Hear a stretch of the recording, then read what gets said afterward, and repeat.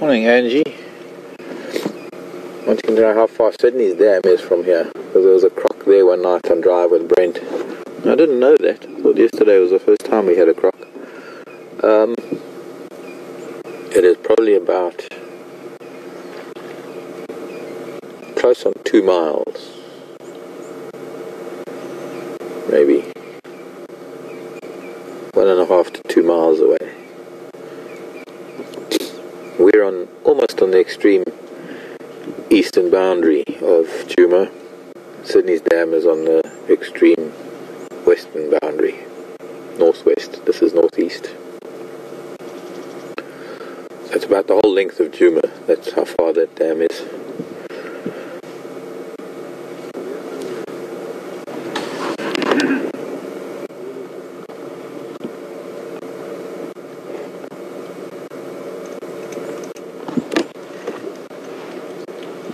Hello, little boy.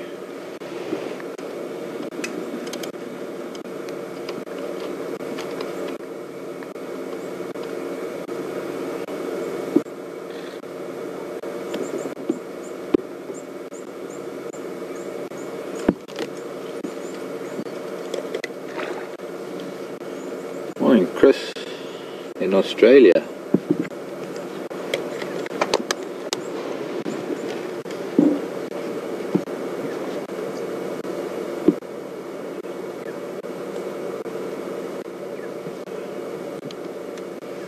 Chris is asking if crocodiles move during the day or during the night if they move to a new dam. Most likely during the night, Chris. Crocodiles are more active at night. I think it's going to come around maybe on the top of this termite mound. I think trying to get a better look at what's going on in the water. Calculate his odds. Looked like he was going around the back of this mound.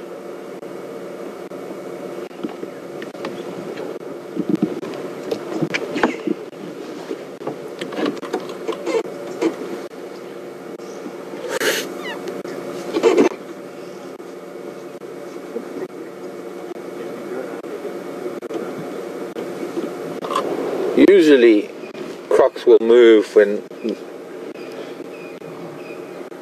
two reasons. First of all, when the rains come and the dams flood and then they overflow and the riverbeds flow, and they'll move upstream not only to find other water, to find areas where through the flooding and heavy rains there are better hunting grounds for a while during the summer. And then the other time that they'll move is when the dry season starts shrinking, waterholes and dams start drying up, and they need to find more permanent bodies of water when they're coming back from some of the more temporary pans and dams that they've been to during the summer.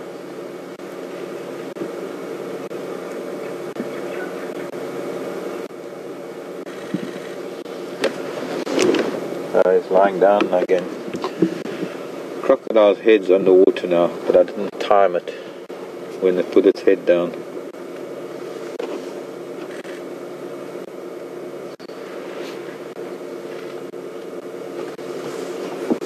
Maybe if I just roll an inch forward.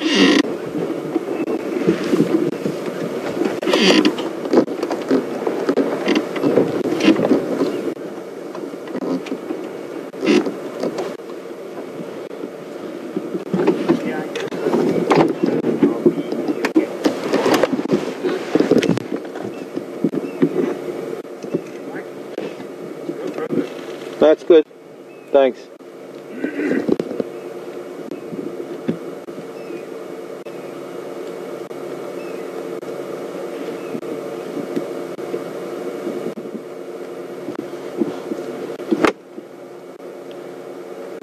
Herons coming back. Buffalo coming down.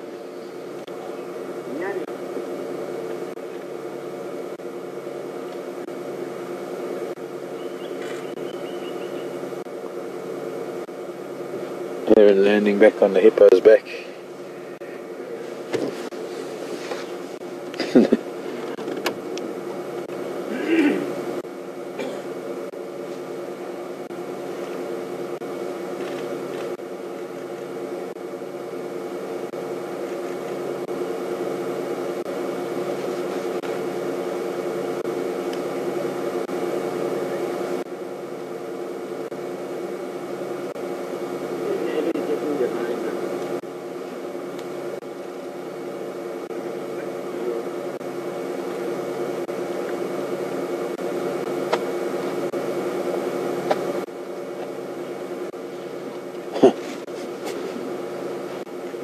watching on the other side of Ephraim's vehicle, there's a pied wagtail chasing a three-banded plover.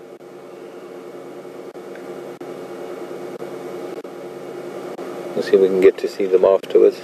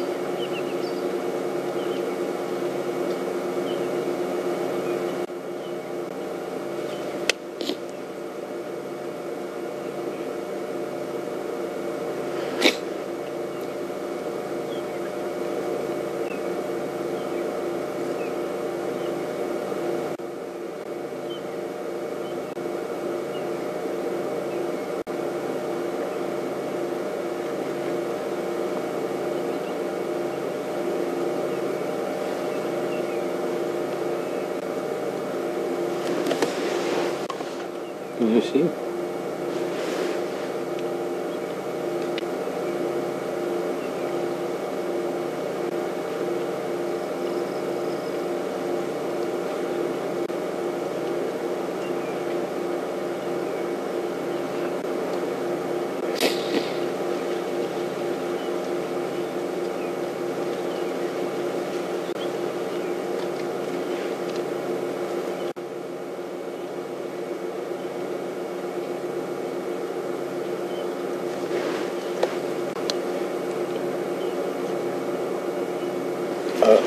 Sorry, Nikki.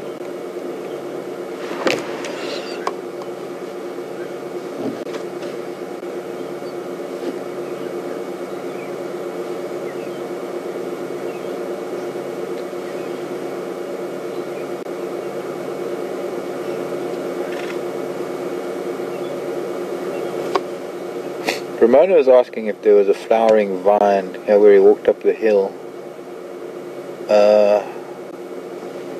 Not that I can see, Ramona. There are a couple of little white flowers in the front of the hill from the Barlaria that's flowering at the moment.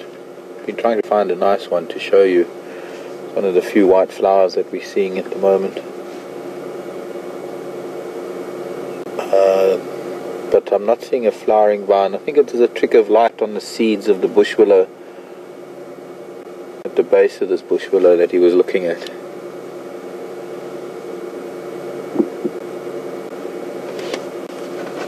I had my volume turned down again.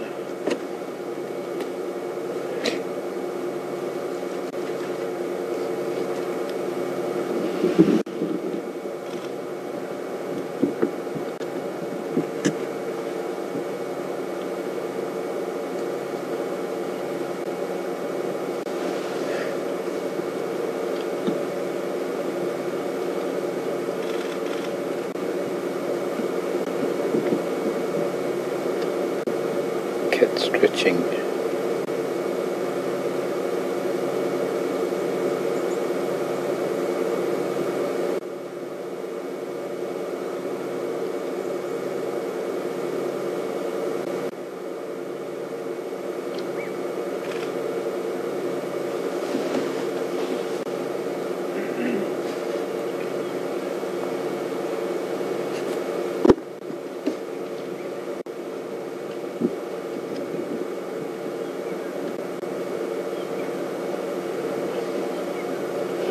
Morning, Tammy. Tammy's saying domestic cats like fish, wanting to know if leopards ever hunt or eat or catch fish. Some leopards do. Some leopards are known to be specialist fish hunters. I've only ever seen leopard taking catfish that are swimming upstream along these dry riverbeds when they're flowing after heavy rains, when it's sort of ankle deep and the fish find it difficult to get upstream because most of their body is out of water, so they become very slow. I've seen leopard take catfish then. I've seen film of a particular leopard somewhere in Kruger that is known to catch fish at certain points, even to the point of catching fish, storing them on land and going to catch more where it can and stockpiling them. But I don't think every leopard will do that. I think it's a learned behavior for them, rather than something that every leopard will do. I know that tigers and jaguars certainly spend a lot of time in water, and I'm sure, just like the jaguar, I'm sure tigers also maybe catch fish. I'm not too sure about it, but I know that jaguars certainly do.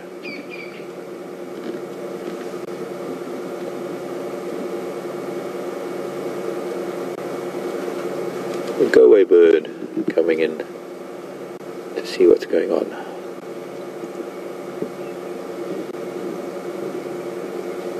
But no alarm calls from them, strangely. RC was asking something about seeing go-away birds, and I can't remember what that question was. Something about...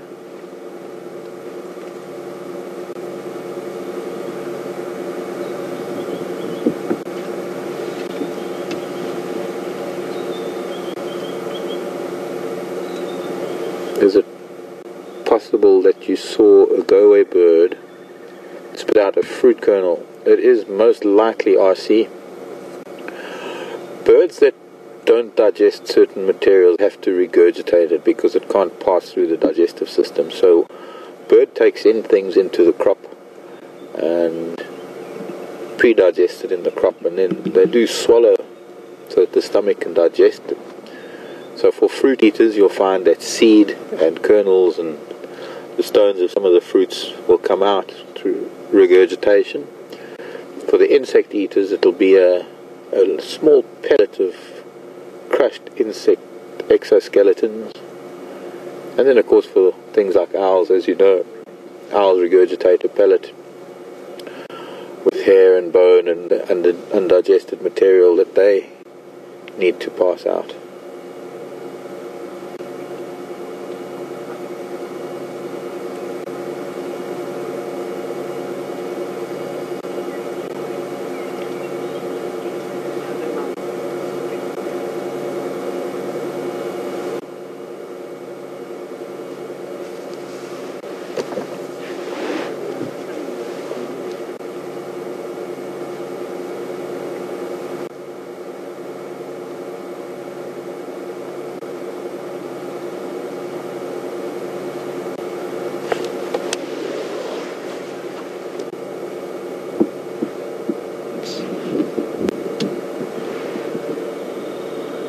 go-away bird coming to drink.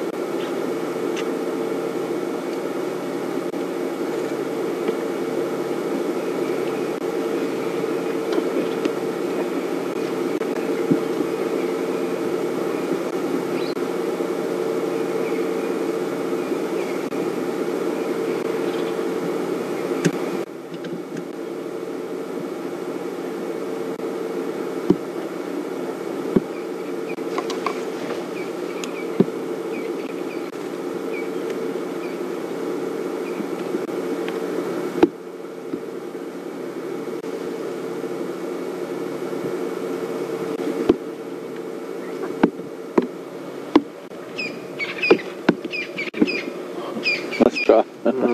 Just doesn't quicken her. Try one of these. There's a dikkop behind there too. Between the two go-away birds is a water thickney hiding behind that log. Now just to the left of that other go-away bird. Well, are you just seeing the cat now, bird?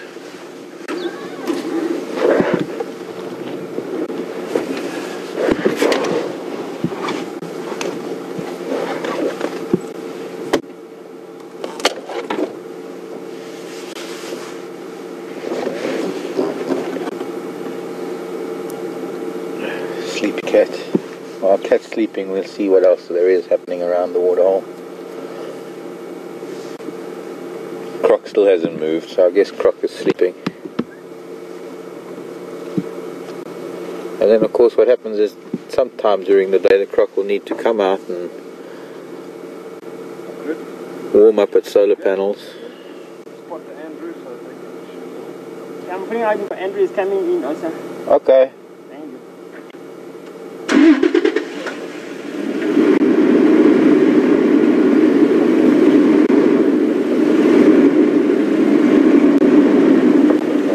And of course, by lying out in the sun during the day, warming up, gains energy through that heat to be able to hunt and to do what it needs to do at night.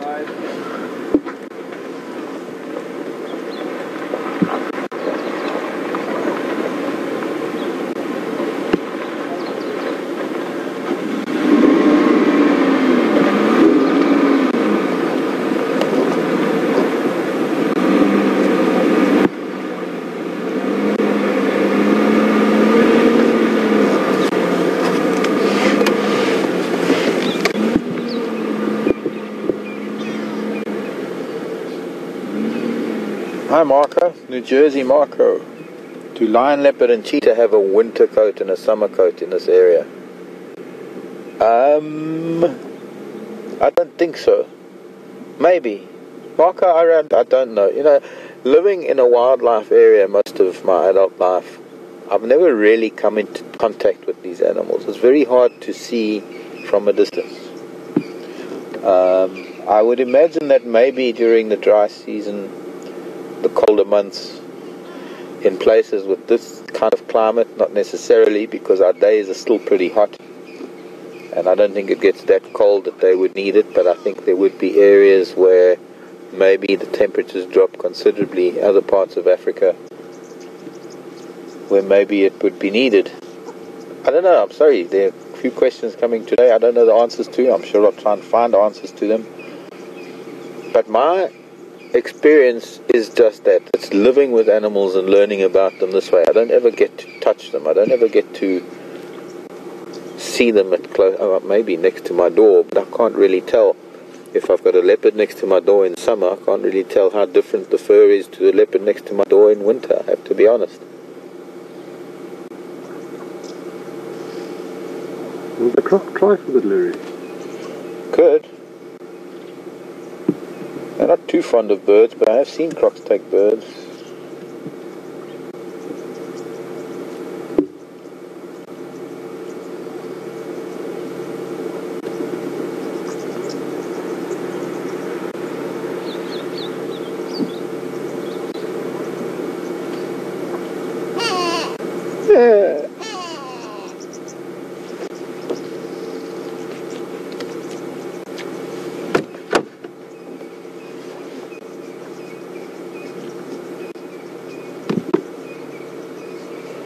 What species of bird are related to the grey louries? I think there's Chris in Australia. I think because they do look somewhat like your cockatiels, don't they, Chris?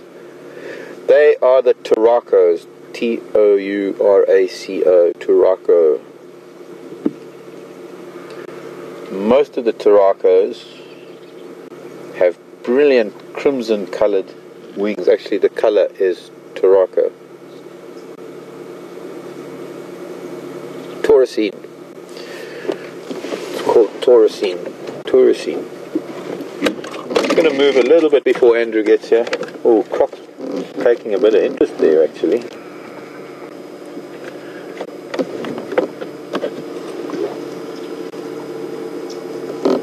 Croc moved just slightly. I see no point in moving. I think, and here he comes. He's coming back anyway. You don't need to move anyway.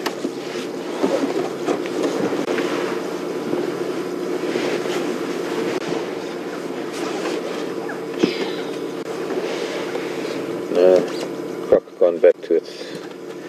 A bit of its back came out of the water, almost as though it was going to do something.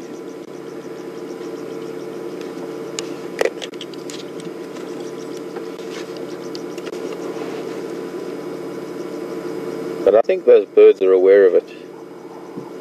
They're teasing it. Look at them.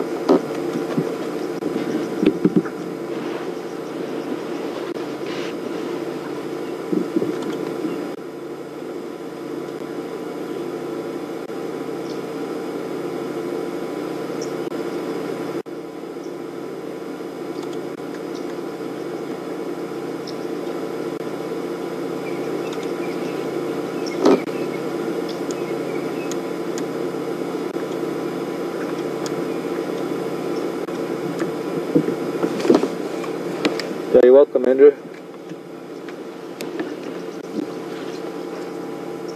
Yeah, firm.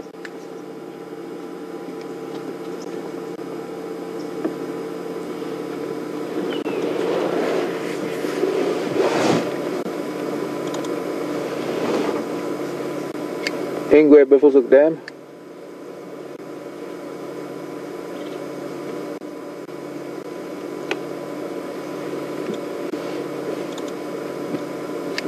Go again at last.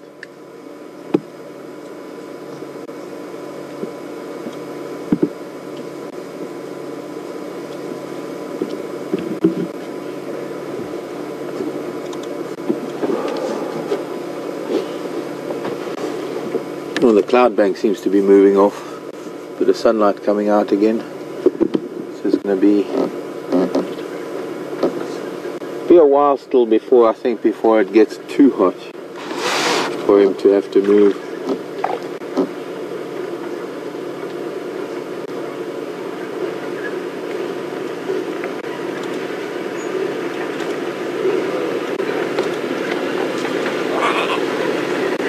Morning.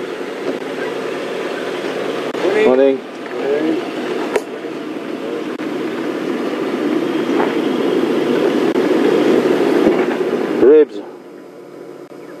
Ribs early, Hans. Yeah. But you're fine.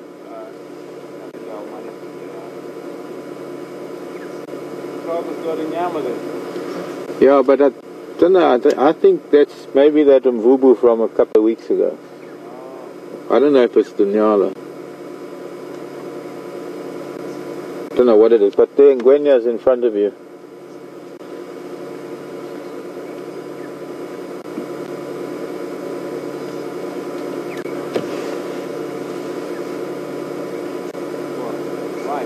No, facing the other bank, sort of to the left of that small log. Yeah.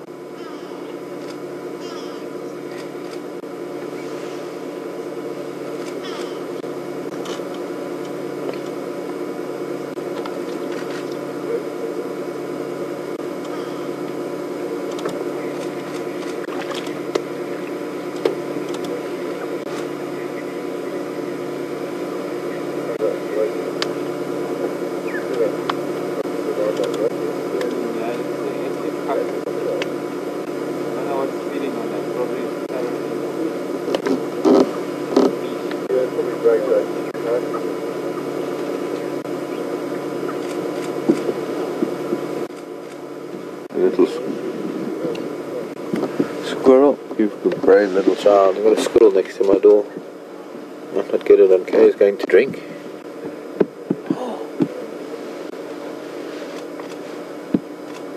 A young squirrel. But it'll be safe.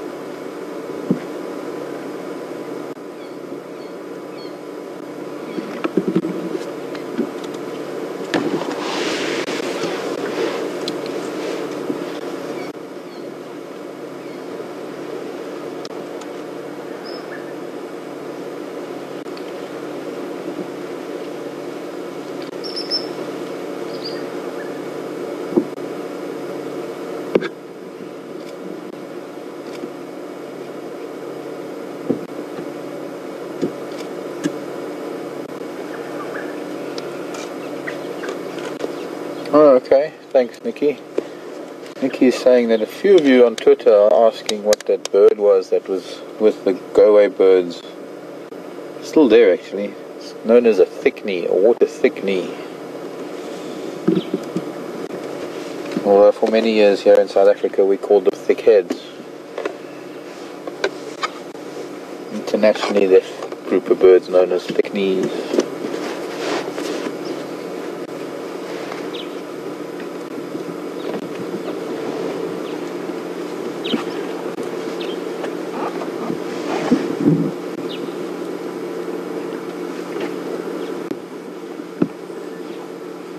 Have we got that lens cleaning fluid here?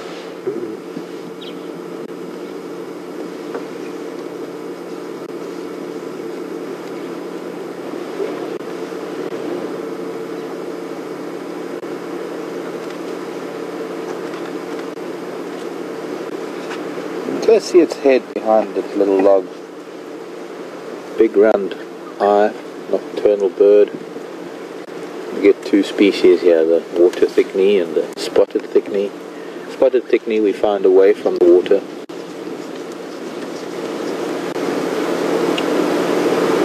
Very well camouflaged during the day because they hide on the water's edge amongst vegetation.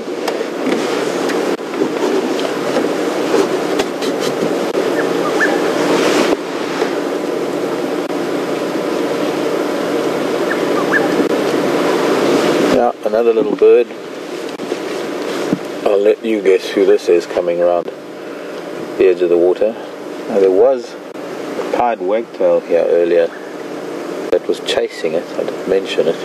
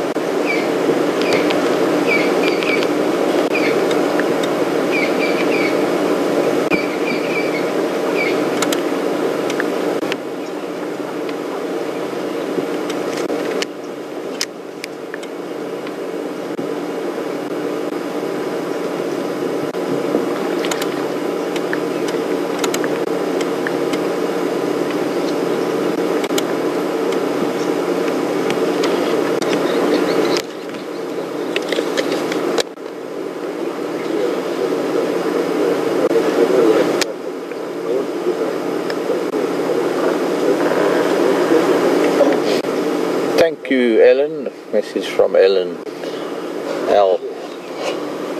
Brian doing a fantastic job this morning. Yeah, we're going to miss Brian. I don't know, we're going to miss Brian or the thumb more.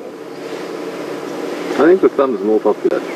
Think so? Yeah. Does the thumb have to go and leave too? No, he's going to stay here. Okay. I'm going to leave him behind.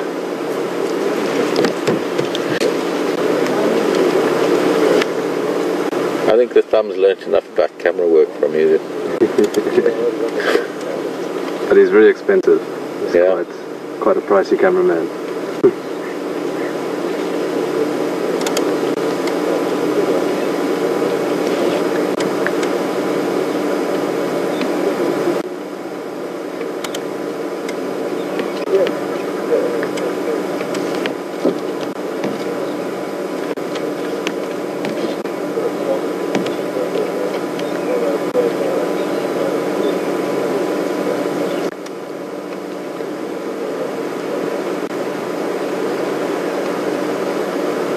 Tina, Judith's wrong, but I can understand where Judith is coming from. It's hard to tell the size of this bird, but I think Tina was the one that came through from Houston in Texas.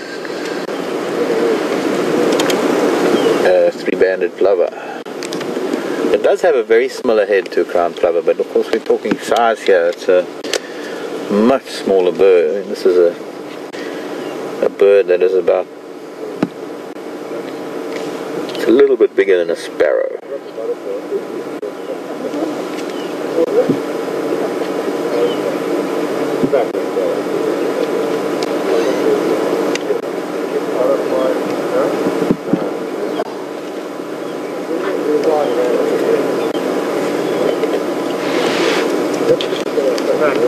Sounds like some Aussies next to us.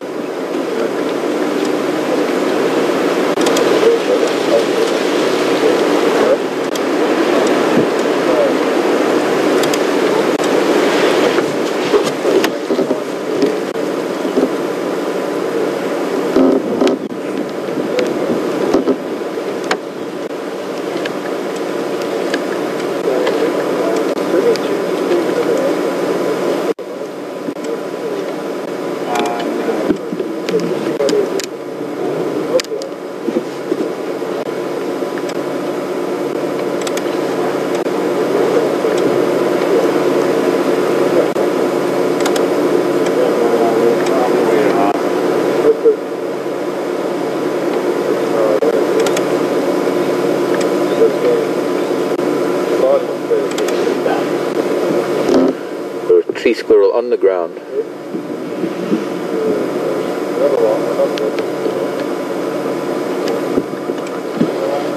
I wouldn't mind putting it. Not this one, or a couple more. Yeah. You can get a reflection.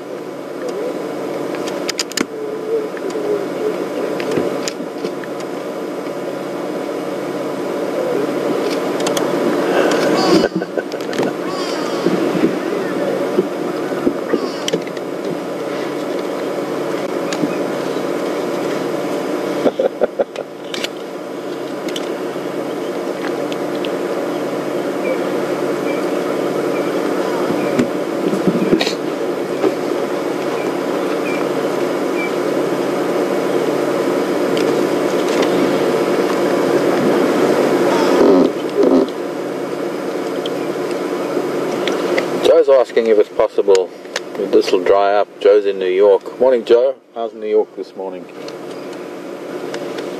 Pretty early in the morning, Joe, but I suppose New York's that city that never sleeps.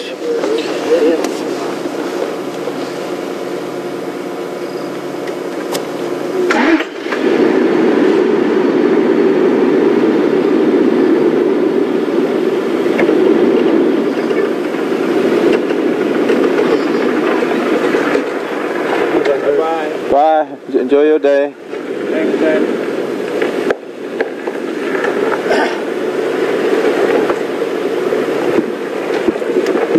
Joe, okay, where was I with Joe?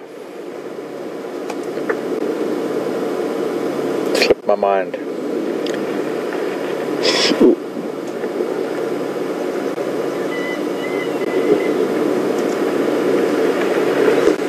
Will this dam dry up? Will this dam dry up? Ah, thank you. Yes, will the dam dry up? This one not, Joe. I think, well, if we go through a severe drought, I think maybe there's a chance. I know that this dam is probably one of the deepest because of the way the elephants swim in this dam.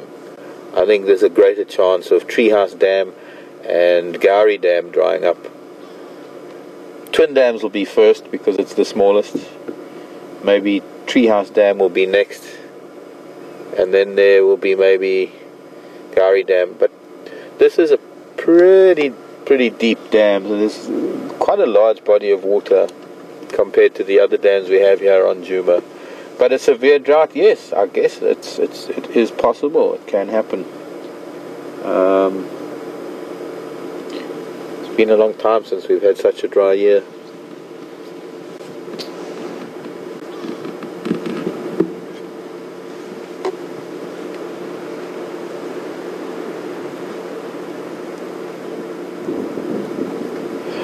We're going to cross over to Scott for a little bit, see what Scott has got for you, and